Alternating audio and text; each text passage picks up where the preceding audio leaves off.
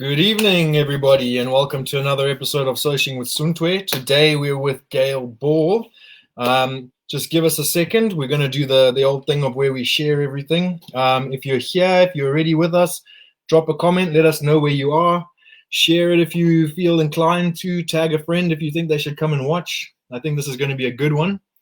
Let us know you're there. Let us know where you're from.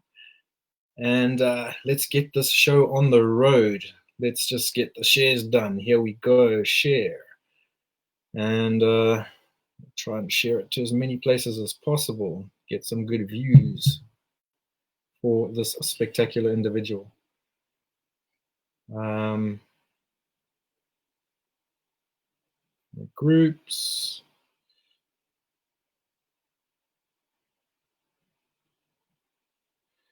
Here we go.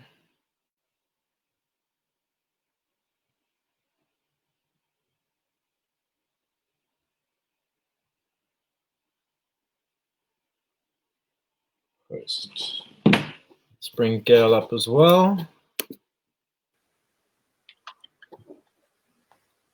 Hi, Gail. How you doing? How's it going there? I'm okay. How are you? Yeah. Good. So, if you want to give a quick, brief introduction of yourself, who you are, where you're from, so everybody knows.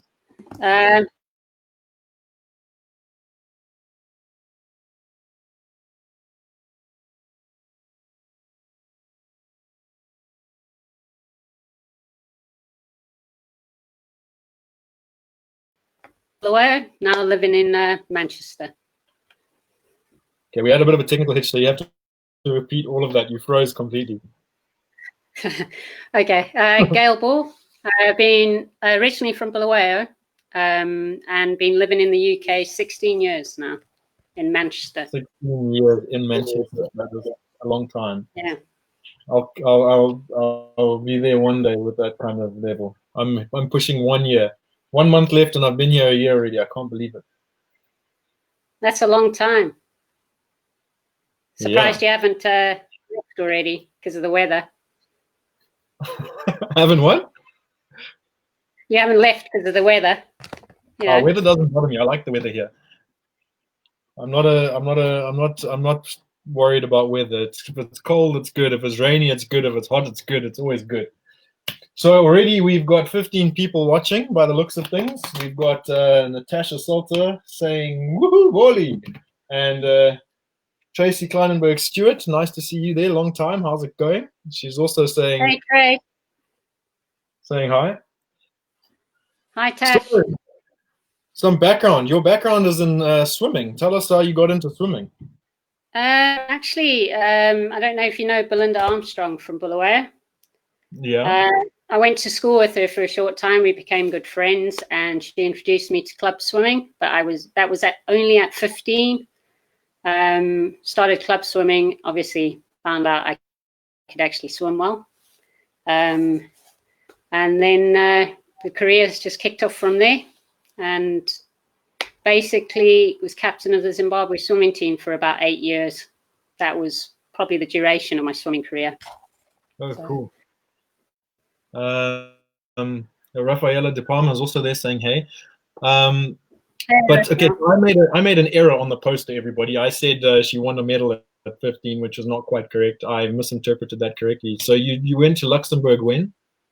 Yeah, so I was 17 at the time. That was in 1992. Hey, 15, 17. Come on.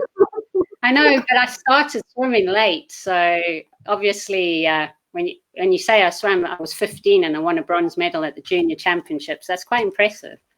It's still quite impressive. Yeah. And then got chosen for the 1992 Olympics. When I say chosen, didn't actually get to go. Train through winter. It was hard because we've got outdoor pools in Zim, and that's rough. Yeah, we trained all the way through winter. There was about eight swimmers, 4 men, 4 women chosen to go, and 2 weeks before we were due to go, they chopped the team in half. to send some runners. So 2 women and 2 men got chopped from the team 2 weeks before we were meant to fly out.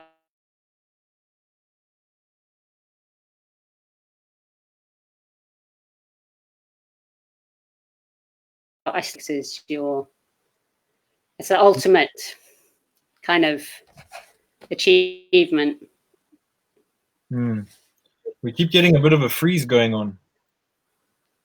It's not me. I don't know why. It's your internet. Maybe it's my side. I don't know. Yeah. So, did you enjoy swimming, or was it a bit of a chore? Was it actually something that you had passion for, or? Yeah, I enjoyed it. Obviously, I enjoyed it. And then winning, I was the top women's breaststroker in Zimbabwe for the full duration. I only started to get beaten towards the end of my career. 6 days a week training, even sometimes on Christmas Day, New Year's Day. You had to have liked something about it to be able to sacrifice that much of your time. We used to train 3 times a day sometimes. It's hard work. It's hard work, but it was good. Loved the tours. Competition, especially when you won. So was it about the victories, or was it about the process more? I think the victories, definitely. The training was the hard part, and then the satisfaction from winning. And also, you got to travel with the team. You got, the team spirit. It's amazing just taking part in an individual sport, but as a team. So it was good. Cool. And then obviously, so you're a personal trainer now as well, isn't it? Yeah, kind of. It's like a second job for me now, but I've been a trainer since 2008, qualified personal trainer. Oh, cool. And what put you into that field? Was it still like a spillover from your swimming days or something that you really decided to pursue later? No, I think it's just the sport element. I've always had sport in my life and always wanted to help other people. So personal training was basically the transition from swimming to what else can I do? And obviously everyone takes part in the gym. Well, I say everybody, but a lot of people, it's a big part of their life. So I thought it was probably the best way to go. I actually, when I arrived here, I started a personal trainer course. Sorry? What happened? Well, I got my job and it just took preference. But you can do both. I qualified full-time, working full-time. Yeah, you can. But it just didn't become a priority for me anymore. Like, it was something that I thought I was going to want to do, and something that I thought I wanted to pursue. But when I started pursuing it, I realized that it wasn't really my jam, and my priorities went a lot towards my job. And this particular job requires a lot of traveling as well. And it started off with quite a lot of traveling, but obviously COVID came and stuffed that all up. But I think COVID stuffed up a lot of things, didn't it?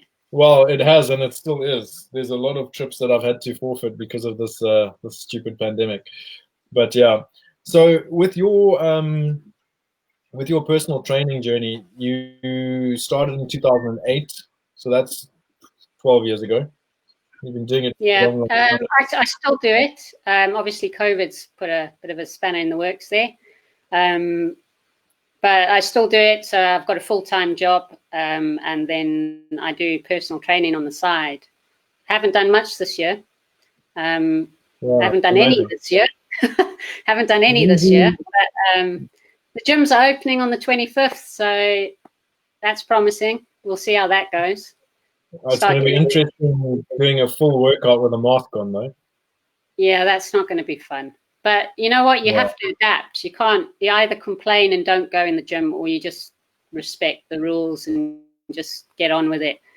I'd rather go in and work at a lower capacity than not go at all. So. Yeah, true. That is true. And So you didn't do any Zoom classes with anybody? No, my job, they made half my team redundant, so my job was quite stressful. I didn't want to take on any more work because I've been working full-time from home. Still working full-time at home. We haven't moved back to the office. So okay, so the real reason we're here and the real story we want to hear, obviously, and talk about and go through is your journey through breast cancer.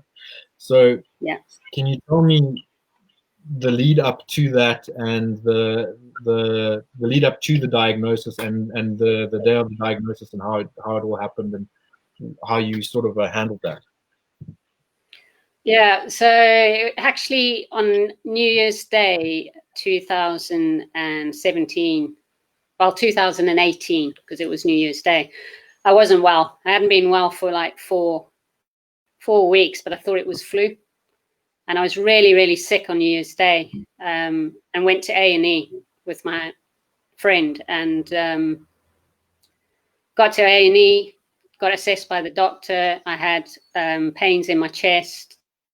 I had what any woman who breastfeeds probably would know is like mastitis. Hey Anesh, how are you doing? Anyway, so it's kind of painful, and the doctor couldn't make an assessment because my chest was inflamed and it was painful. So he gave me antibiotics like he would for someone who had mastitis, and then referred me back to my GP. So 3 days later, went back to the GP. The inflammation had come down and they found a lump. As soon as they found it, they referred me. By the Monday, I was at the breast cancer clinic. And then from there, I just went through some horrendous amount of biopsies, scans, MRIs. It was continuous. I felt like I'd had chunks of my body taken out of me because the biopsies, they're the most painful things. So my main thing is, and that's why I wanted to talk to you about it, was if anyone finds a lump, you just go get it checked, because over the next 7 weeks, course of 7 weeks, I was poked and prodded, had scans, and then by the 23rd of January, they finally gave me my diagnosis, and I had stage 2 breast cancer. At that point, they didn't know if it had spread or not, so that meant more tests.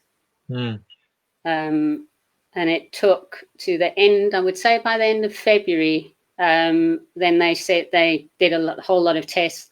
Part of it was the waiting.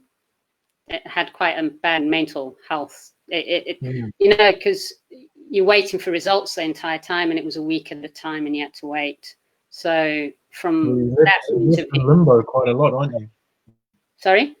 You get left in limbo, like without any direction, what to do. No, and to be fair, while that was all going on, I was going for job interviews for a new job, because my previous job was it was so stressful that at that point I didn't want to stay where I was.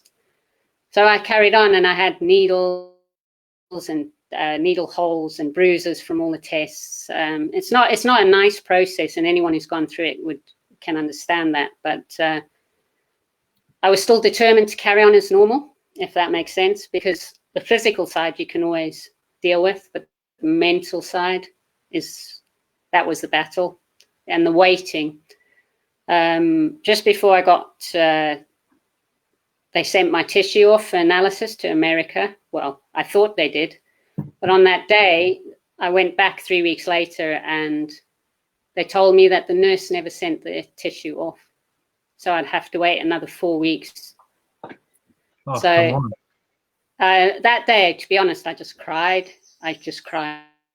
Uncontrollably, because it meant another 4 weeks. And when you looked at the test, they do it in stages, so there was no way they could fast track it.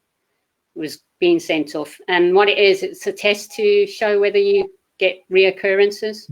So it's quite important, because that determines your treatment plan. I see. Um, But when you got your diagnosis that first time and were told, listen, you've got stage 2 breast cancer, what went through your head?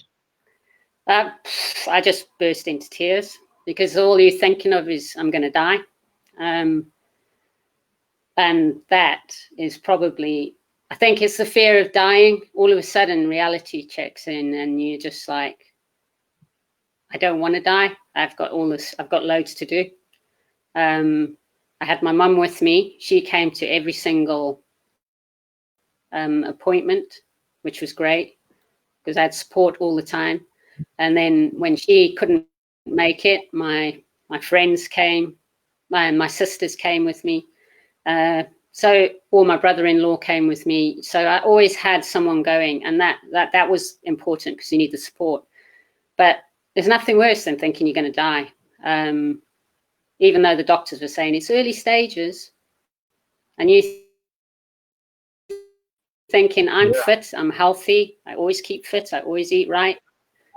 Why have I got it? But the stats are 1 in 8 women get breast cancer that have no history of it in their family, and I was one of those. So it does make you think. Yeah, but 1 in 2 people get cancer, so of some sort. So the stats are, if you think 1 in 8, it's not a lot.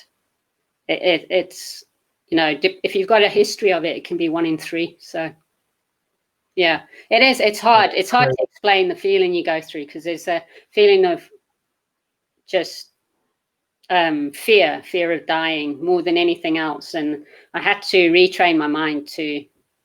How long did that fear hold you for before you managed to snap into a different mindset? Well, if you go from January to June when I finished my treatment, I probably broke down 5 times in that, where I just couldn't control it. I didn't do any of that in front of my mum, who was at every appointment. I'd get home and then I'd just sob. But for me, it was, I need to get better. The only way to do this is to get my mind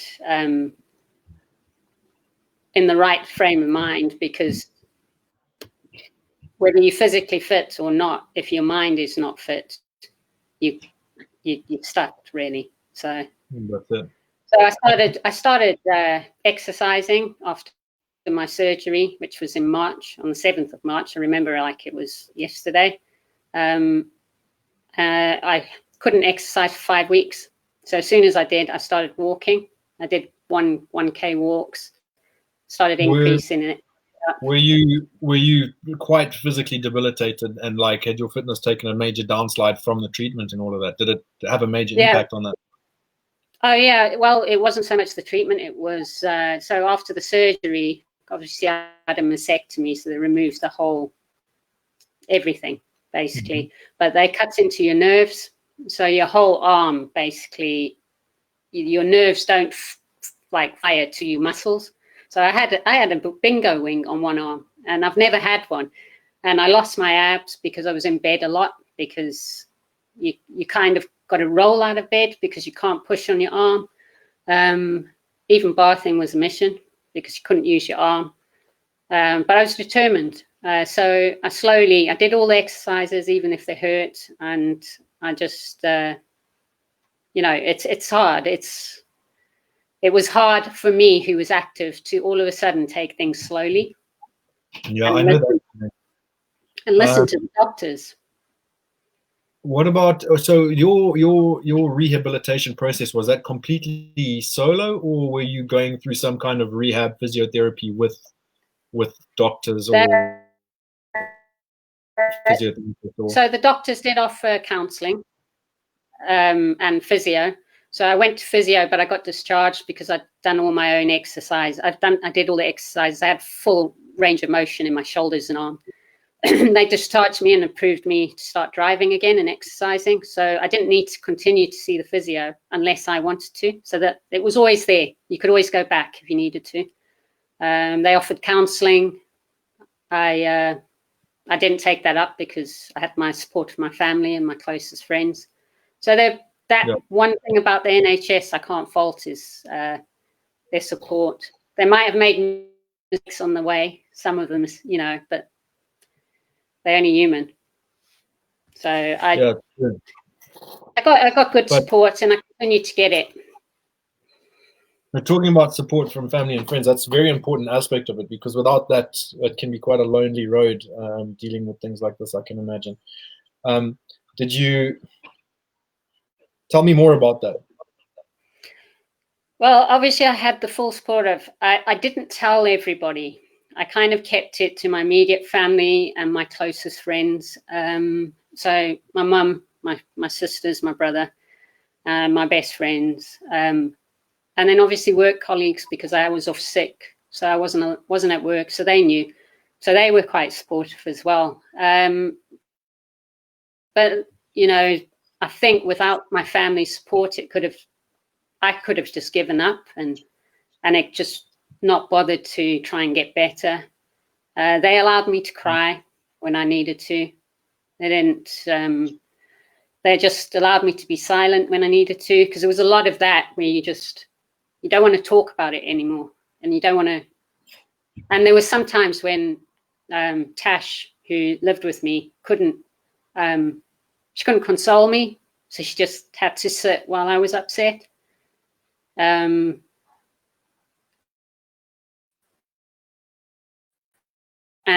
that was okay, because if you know, when you're that upset and you don't want to talk, you don't want people pushing. Yeah, and she felt helpless. My mum felt helpless, and that's the thing as well. You have to understand, as you're the sick person, but actually the impact on your family. I think my mum took a lot of strain. You kind of have to become unselfish, because yes, you're the sick one, but your family's standing by, and they don't know how to make you feel better. And for a mother, I think it was how do I help? How can I help? I can't help. I can't. And so it was hard for my mum. Even now, it's a tough topic when it comes to my mum, because she was there every day. She was every single appointment. And to be fair on my sisters, they took time off work to go to appointments with me, so my mum could have a break, because it was every week and twice a week. And during this whole thing, you got a new job in the middle of it. Yeah. So what happened is I went for 2 interviews. I'm still at the company. That's the company I work for. I went for 2 interviews while I was being biopsied. So I was really sore. I actually got told on the Monday that I had breast cancer, and I had an interview for the second interview on the Friday in front of 3 FDs. Sure. And the recruitment agent at the time, he's such a good guy, and he's like, "Gail, are you sure you want to go to this interview?" And I'm like, "Yeah, let's just do it. Let's just do it." So I went to the interview, and I said I could block it out, and I'm quite good at compartmentalizing issues. Thanks, B. I know she is. And I managed to forget about the cancer for the 2 hours I was being interviewed. Anyway, I basically had I had the interview on the Friday. I got the job on the Friday. On the Monday, I got the diagnosis, and I thought, then I have all this treatment, and I kind of had to turn down the job. And the recruitment guy said, "No, let me speak to them." Anyway, he spoke to them, and they were willing to wait 5 months for me. And they waited 5 months. That's incredible. And I was taken back that they were willing to wait that long. So I went through all the treatment and everything. 5 months later, I started my new job on the 15th of May, 2018. And they, as I started the job, because of my delay in treatment, thanks, Kev, the delay in treatment meant when the nurse lost the tissue, basically, it delayed my treatment plan. So it delayed everything. So the intention was to start the new job and not finish my radiotherapy by that stage. But because of the delay, I started the new job I was a week into the job and had to ask them to give me time to go to appointments. And they gave it to me. They didn't deduct any hours.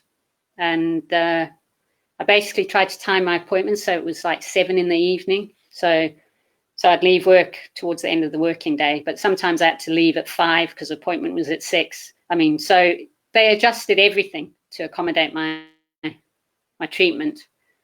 And on top of that, so obviously I'd started a new job. It was full-time. Started radiotherapy, which makes you tired. And then I went to gym after radiotherapy. So it's, it's quite hectic. Just to stop you for a second, I just want to acknowledge some of the comments and some of the people there. Thank you, everybody, for coming, and really appreciate you coming to listen and join us today.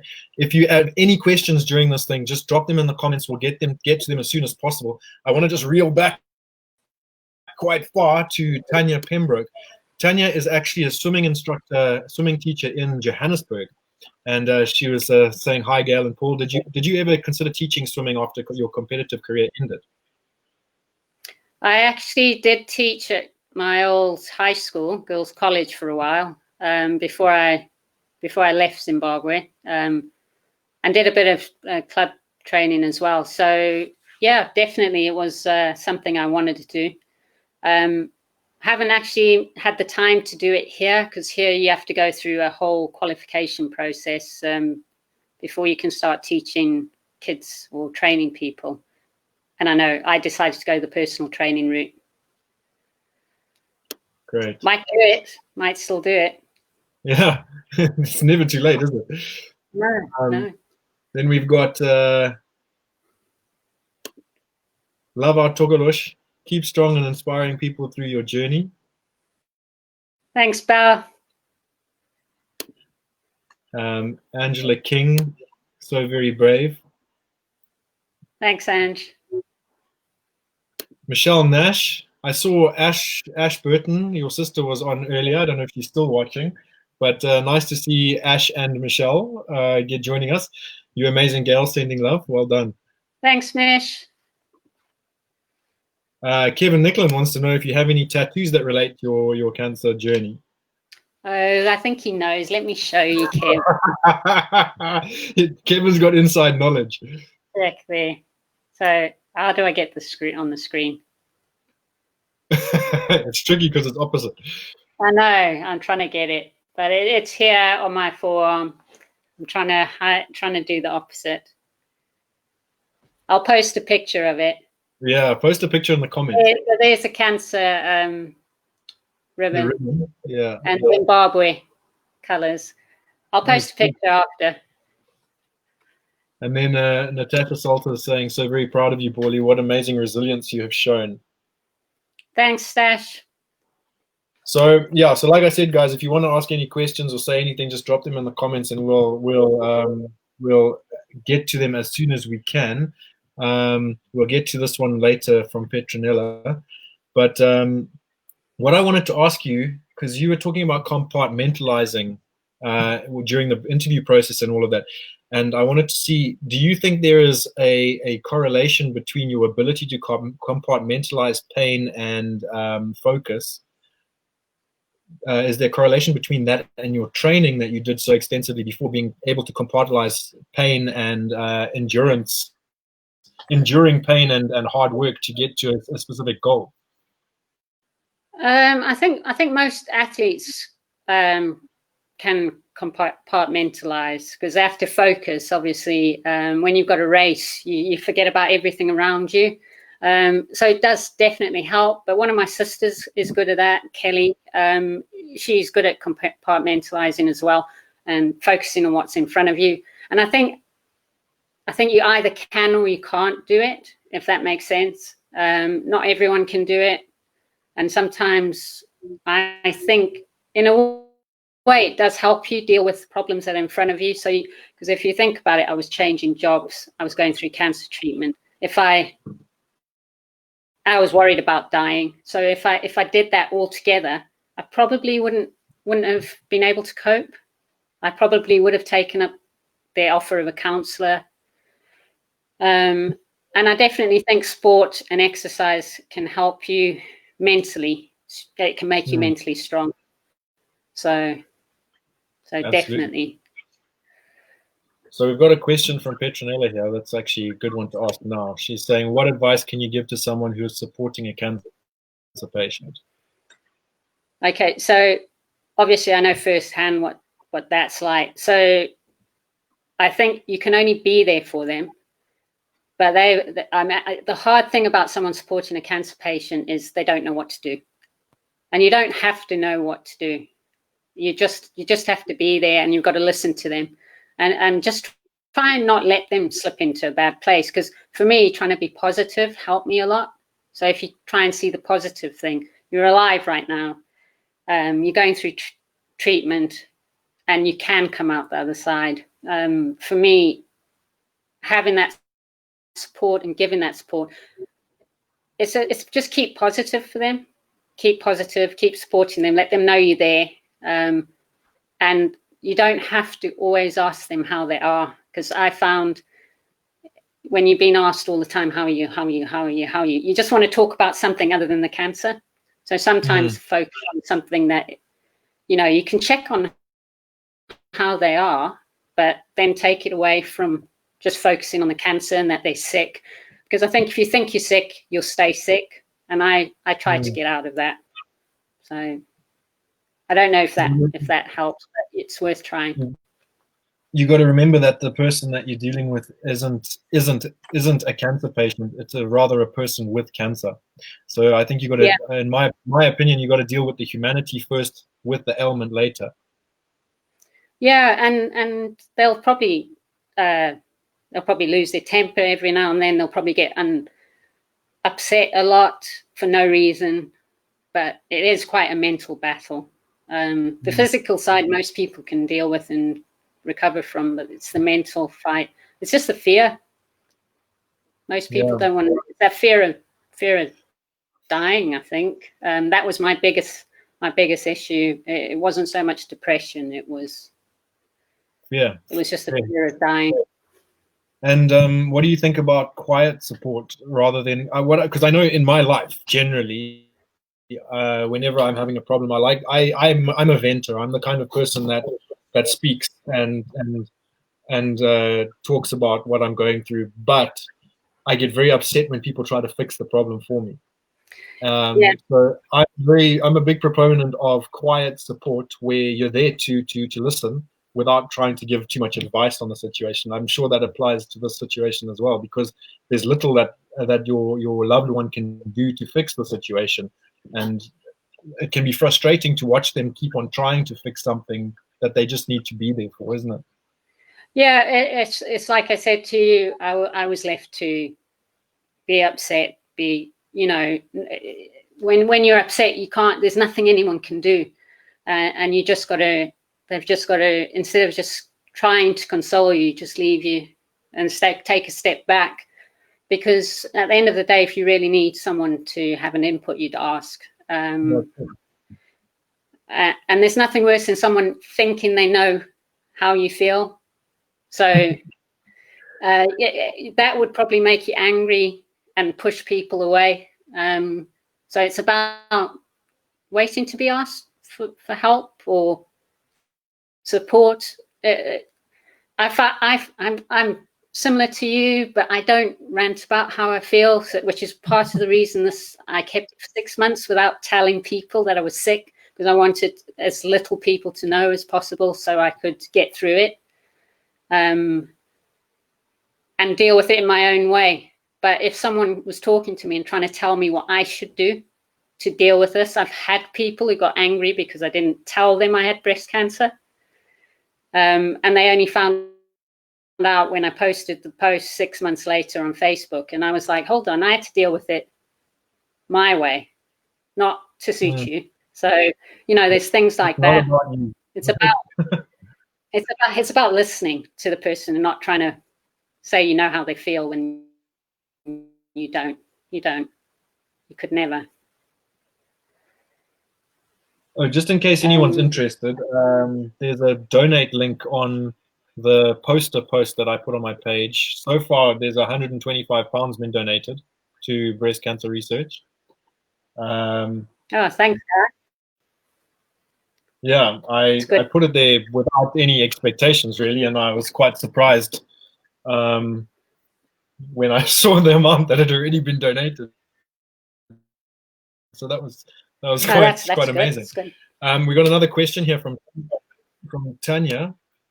How often do you go for breast exams now since the cancer? Do you just go for a field test, or do you go for a mammogram?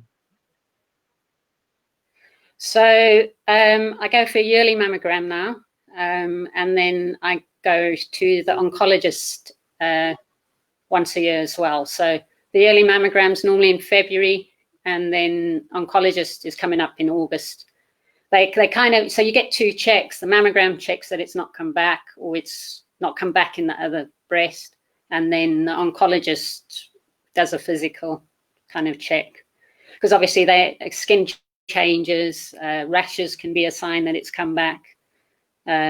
Lymph nodes, inflamed lymph nodes under your arms and neck could be a sign. So the oncologist, that once a year you go to him, and so that will be at Christie's Hospital in Manchester. It's a cancer hospital. So yeah, when were you given the all clear? So on I think it was the 14th of June, which was 6 months after I had been diagnosed. I had my last radiotherapy treatment, and they do a full CT scan. So basically you get given the all clear, and then every year when you get checked, it's pretty much continuous. So it took 6 months. So it was literally 6 months. Is that a long time? I don't really know. I don't know much about this topic, to be fair. Is that a normal amount of time, or did you crush it? Or put it this way, I think I got lucky, because the mass I had was 70 centimeters in diameter. Oh, 70 millimeters. 70 millimeters in diameter. Sorry. The group must have been massive. Okay, yeah. No, so obviously 70 millimeters, so 7 centimeters. So that's why I had the full mastectomy, because it. So what I did a video a couple of months ago on what had happened. So I think it was 7 years prior to that, I went for a scan because I had a lump, and they missed the diagnosis. So in the 7 years up to when I finally got diagnosed, I actually had breast cancer. And that whole 7 years? Yeah. So if you think about the 77 centimeters, it's like huge. And the doctor at the time missed it. I tried to look into it, but because he had done the minimal, which was a biopsy and a scan, I couldn't claim anything, because apparently that was the minimum requirement by law. If he had done a further MRI, he would have seen it. So, yeah. So I lived with it for 7 years. Yeah, it was here. Yeah, that was here. Okay. Lived with it for 7 years. So I count myself lucky, because by the time I got it, it hadn't spread to my lymph nodes. So I think that's probably why my treatment was 6 months. I think some breast cancer patients can go on for longer and more aggressive treatment, like chemo. I got away with chemo. I didn't need it. So it was that's lucky. Great, Kevin. Yeah, Kevin's a legend. Such a stupid comment. I lived in the UK for 16 years, and then your accent would change quite a bit. Why do you think I'm talking to Paul, trying to grab back my Zimbo accent? I had dinner with Kev in Johannesburg. Must be 4 years already now. 4 years ago, and I hadn't seen him for like 10 years, or maybe even longer. It was good to catch up. Wow. Okay. So, what else here? So we got to so June last year. So did you start training again in June then after the all clear, or just after surgery? No, How did that work? I started training 5 weeks after surgery. Okay, and surgery was in March.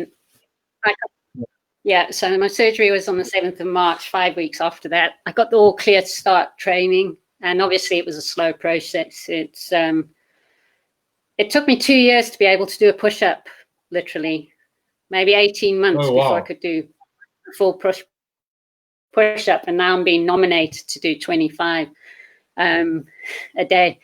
But yeah, it's a long time. It's a long healing process. So you just got to have patience, because it's the simple things. It's like you couldn't do a push-up, but you didn't really care about doing push-ups when you could.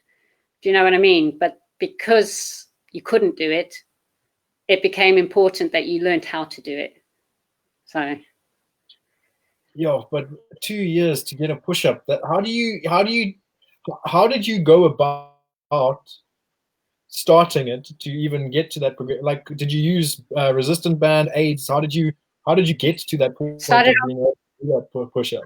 I started on my knees, and I swore through my whole personal training career I'd never do female push-ups on my knees.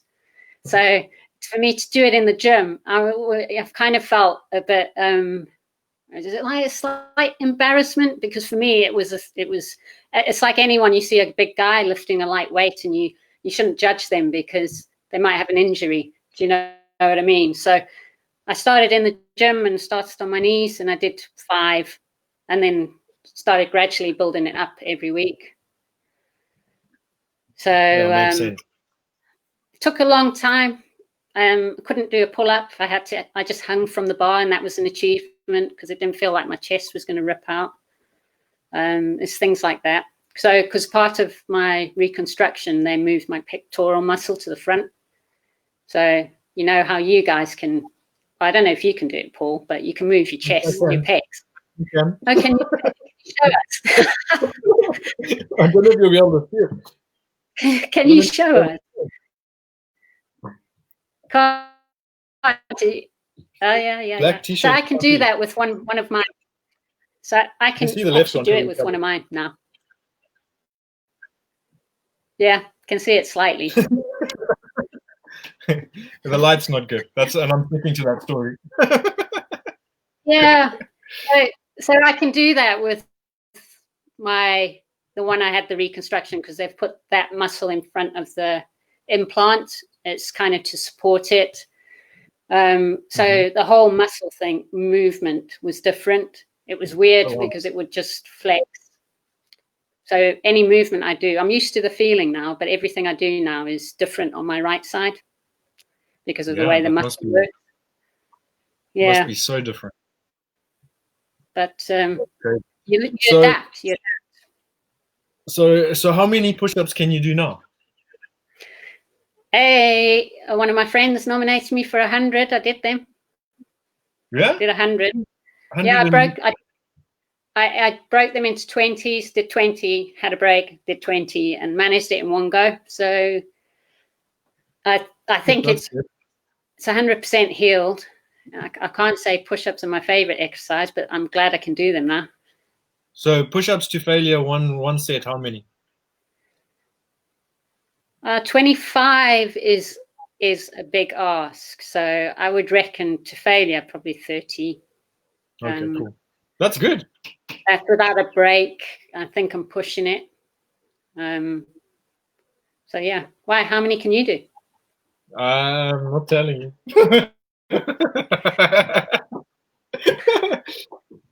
To failure, one set I can do 45 to 50. Still. Yeah. Don't make me do it now on camera. I'm not doing it now on camera. I'm not going to challenge you to that, because it will be not the best. I'll probably still have to. I'll probably go away and try and do it now after this call.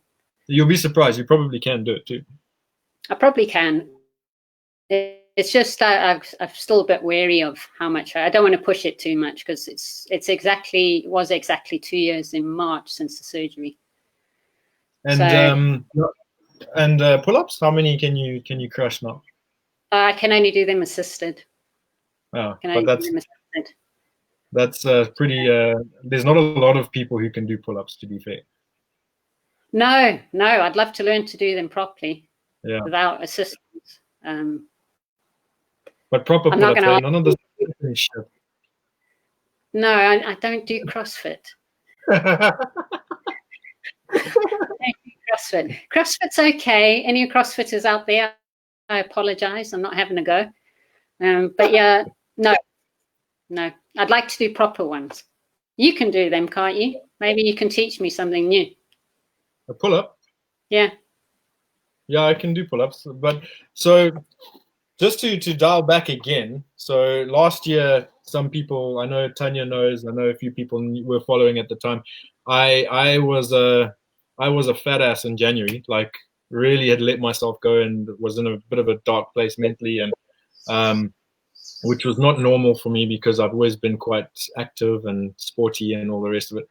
And I got a bee in my bonnet and decided to turn my fitness around and get things going again. And Gail was actually quite fundamental in the background, talking to me every few days and encouraging me and always being there, always being an ear. And this is a nice opportunity just to say thank you for all that you did last year, because you were a big part of it. You might not know, but you had a lot to do with my transition from zero back to fitness again. And you came back with a vengeance. You're like a beast, but have you gone back again? I'm in a weird place because I lost a shit ton of weight. I lost 22 kilos in 12 weeks. And then I was training hard. When I arrived in England, I arrived here, the lightest I've been since I was like 21. I arrived at 79 kgs and around 15% fat. And but my focus was run and do as many push-ups and calisthenic type exercises as possible. So it was all about losing weight and getting as fast as I could, because I had to qualify a certain run time, and I've never run in my life. I hate running. And when that was no longer required, I did let myself go a little bit in some ways. But now I'm sitting here. I'm currently 95 kgs, up from 79 kilos. But my 95 kgs is because I changed my training regimen, and I've gone more for strength training, and less running and less cardio stuff. And so I'm sitting at 95 kgs, but I'm only 19% fat. So from 15% to 19%. And 19 is still in the healthy zone. So, and to be fair, unless you're training specifically like for a bodybuilding competition, you don't have to be 15%. You got to 15 because you were doing a load of running, and I think you had like 50 kgs on your back or something at some point. Oh, I was doing on Saturdays, I was doing 20 kilometers with 20 kgs or 25 kgs, but that was walking mostly, not running. Yeah, but that's still, you're carrying weight, aren't you? You're going to burn some calories. Wasn't that in the falls you started doing that? No, I was doing it all in Bulawayo, because last year I was in Bulawayo for the whole year. Okay, yeah. But yeah, so it was very much about losing weight. So now I'm in a bit of a stage now where I don't need to be fast. I am now started training again and changed my diet to drop weight again, because I don't like this weight, because I'm not as agile as I was when I was lighter. Obviously, I'm strong and I'm still fit. I run 5Ks every other day. But and you're getting older, so it's going to be harder to shift that weight. Yeah, age is catching up for sure. And you now have a grown-up hairstyle, so. Well, is it really? It's just, I'm just letting it grow, really. Are you growing now? Yeah, we'll see what happens with it. Kevin says, if you had told me 17 years ago that Paulie would be struggling to do a push-up, it would have been met with total disbelief. Glad that you've recuperated since the op. Yeah, thanks, Kev. Yeah, I would have been saying never. I'll always be able to do one. Tanya says, good job getting Paul. Yeah, it wasn't easy getting me off my ass, I'll tell you that much. And then Tanya also wants to know, what sort of diet do you follow? Do you avoid processed foods, or are you more of an everything in moderation kind of girl? So obviously, since breast cancer diagnosis, I try and avoid I avoid, but it doesn't mean I don't have processed food. Obviously, processed foods not great, but I'm a everything in moderation kind of person, because if you're planning to lose weight, it's all about being in a calorie deficit. That's why if you're doing a keto diet, why put yourself through the pain of doing it when you could just have everything and just cut your calories? Because it doesn't matter what you eat. If you eat 1,000 calories of salad and 1,000 calories of pizza, which would you enjoy more? And they both equate to the same thing. Obviously, the pizza wouldn't be as good for your health, but at the end of the day, the calories are the same. So just eat everything in moderation. If you want to diet and want to lose weight, get into a calorie deficit. So you don't believe in good calories and bad calories? I do. But what I'm saying is don't cut carbs. Why do you need to cut carbs? Just reduce them. And when you reduce them, what happens? You're reducing calories. So it's all about calories, isn't it? Obviously, if you're going to eat cake all day, that's not going to be good for you. Do you know what I mean? But I've never dieted ever in my life. And yes, I've been active. It's just about moving more and eating less. And yeah, that's the best way to go. And if you want ice cream, have ice cream. Just don't do it every day. It's all about, and same as chocolate, or if you're drinking, rather than binge, have a couple of drinks in the week and curb the cravings. Do you know what I mean? It's just be reasonable. It's worked for me. I don't know if it works for everyone else, but I'd rather not be on a diet 24/7. And a lot of people go on diets. It works. They lose weight. They come off it, and then they put all that weight back on. And then they're on another diet. So just change your lifestyle. Yeah, I think from my point of view, it also depends on what you're trying to achieve and what kind of level you want to go to. If you want to keep it simple and just enjoy your life, then everything in moderation is good. But if you've got a specific goal and you like really want to get into the science of it, well, then you start looking at what calories are coming from where, and obviously insulin response. Depending on your insulin response, how you're going to store that energy, blah blah blah blah blah. But that's an episode for another day. That's an entire conversation.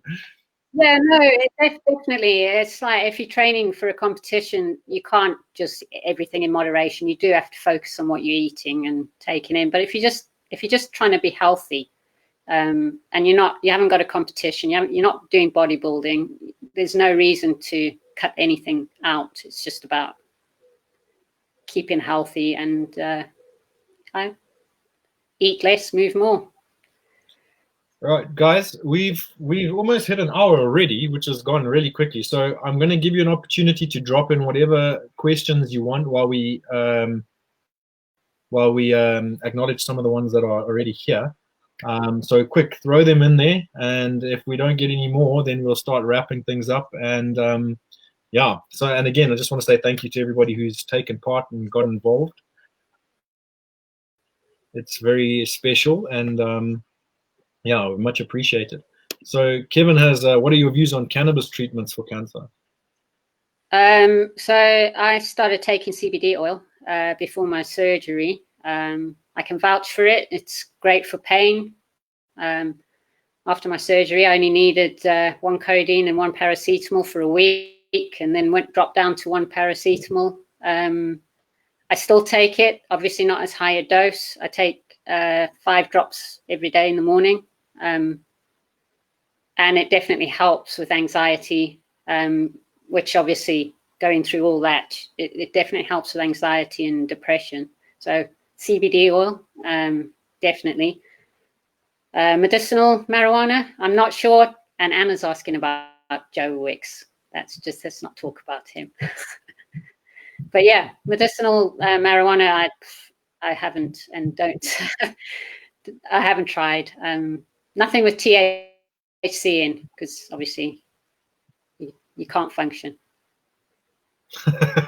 Some people can function. I'm not one of those people, but no, I know yeah, I wouldn't. people that function perfectly well, completely stoned, and I don't know how the fuck they do it, but they do it somehow. I know, but if you're driving or you're working on a computer, how do you focus? Where CBD oil's got all the goodness of it, but no, not the high. It's great. Rosie wants to know, which CBD oil do you recommend? So I get it, if you're in the UK, I get it from a site called Provocan. I'll drop it in the messages. But yeah, and I take 600 milligram dosage of it, so per 10 mil. Okay, here's she was saying I was asking more about the diet more with regards to avoiding certain foods due to cancer. Yeah, so I don't eat asparagus anymore because that's a high cancer food. If you've had breast cancer, not if you have. Yeah, it can cause reoccurrence.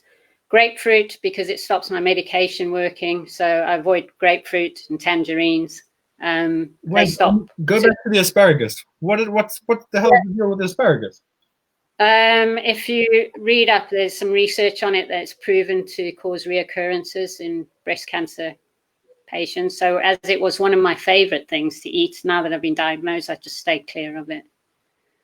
I wonder, that's weird. I wonder what it is. I don't know. There must be something in it.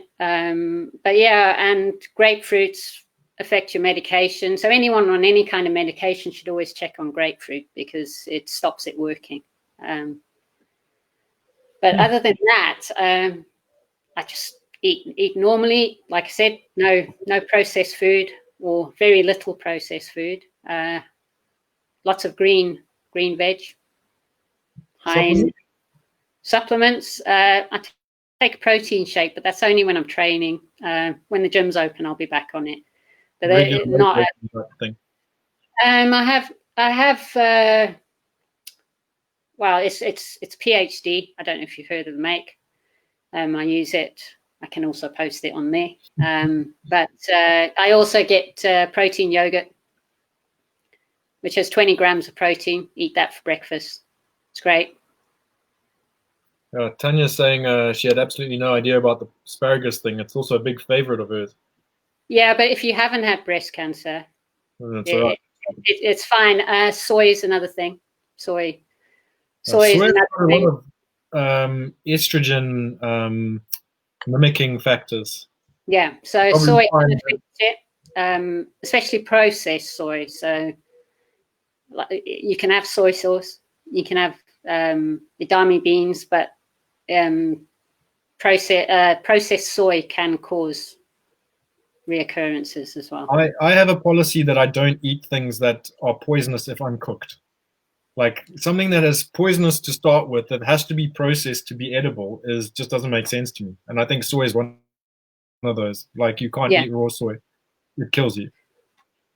No, so there's certain things, but like I said, don't be afraid to eat asparagus. If you've never had breast cancer, you have no reason not to. And there also is that myth about alcohol causing cancer. Well, no, alcohol, it depends on how much. It's the sugar in the alcohol. Sugar, I reduced my sugar. I don't take sugar in my coffee or tea anymore, but I don't not have sugar. Do you think that pre-workout has an impact on a workout, or is it just, no, it's not a placebo, it does have an impact, does work? Packed with caffeine, energy. Well, it's packed with more than caffeine. So Anna, if you're using one, take it an hour before you train. But yeah, all it does is make you work harder during the training session and maybe give you prickly heat. I used to take it, but it's not a placebo. Definitely, it definitely works. Cool. Well, I think that's that. And thank you, Gail, so much for coming and sharing with us today. Before you go, I just wanted to ask you one last question, and that is there a specific message or that you would like to leave everybody with? And what it's mainly to the women, but it affects men as well, if you find a lump in your chest, go and get checked straight away. Don't be embarrassed, because the sooner you catch the cancer, the less likely it is to spread to the rest of your body. And it doesn't matter how young you are, if you've had no history of it in your family.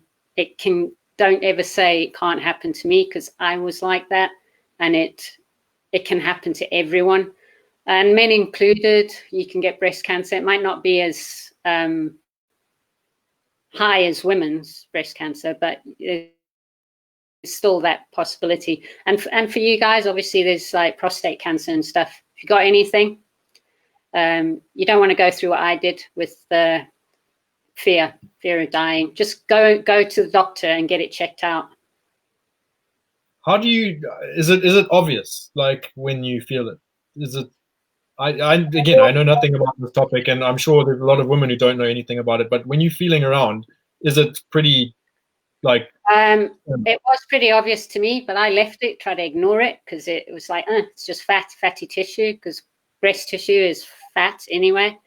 And there's lots of websites. If you go on the breast cancer research website or Christie's website or Macmillan website, they show you how to check for the lumps. And also if your armpits, if your glands in your armpits are swollen, go to the doctor, because that's a sign of breast cancer. You don't have to physically have a lump, just swollen glands, lymph nodes.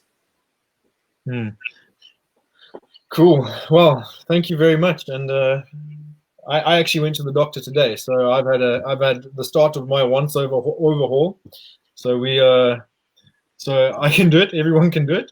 Guys, go get your prostates checked out. Go to get your nuts checked if you think you've got a lump in your testicles. And ladies, both breasts and pap smears, do it. Yeah, don't ignore those letters, because people die young from this. But Paul, I have a question. What's the challenge we've got going? What are we going to do from a fitness point of view? You're 95 kgs. I'm 55. I think you've got a problem. Not 55, 79. No, I'm 55. Oh, you're 55. I was going to say, shit, I didn't come from 55. Yeah. What's your mission? I think I want to drop to 85. I need to drop 10 kilos.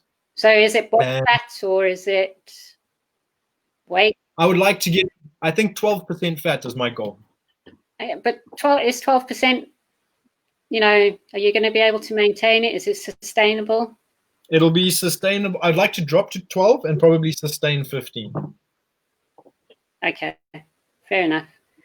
I need to get mine checked, and then I'll come back to you on the challenge, because I've got a 4-pack at the moment. I believe you've got your 6-pack. I'm not jealous at all. But again, I told you that there's a reason for that, and it's because it doesn't matter if I get fat. I still seem to have abs. I don't know why. I'm just lucky like that. Last year, that was the funniest thing, because even when I was 101 kilos at my fattest, I went to to train with Ishmael at his MMA gym, and I was like the hefty guy, and I turned to the youngsters who I was training with, and I said, "Do you want to see something funny?" And they said, "What?" I said, "Do you want to see a fat guy with abs?" And I lifted my shirt, and they were like, "Did they ask if it was drawn on?" They were just flabbergasted. They were just poking and going, "Shit, it's real." Yeah, I've got my 4-pack, but I want my 6-pack back. So I'm on a mission to lose some body fat. So you're looking at losing 7%, huh? So that's a lot. 7%. So what's our time frame? Well, 12 weeks is reasonable. Okay, so 12 weeks from now. Yeah, so we'll work out what that is, and then 12 weeks from now or 12 weeks from Monday? 12 weeks. Okay, let's do the Monday thing. 12 weeks from Monday. Should we do that so we can prepare? All right. And then we'll chat. Thanks everyone for listening in. I really appreciate it. Yeah, for sure. Thank you. And again, Gail, thank you so much. And it's been an absolute pleasure. Cheers, everybody. Thanks, guys. Cheers.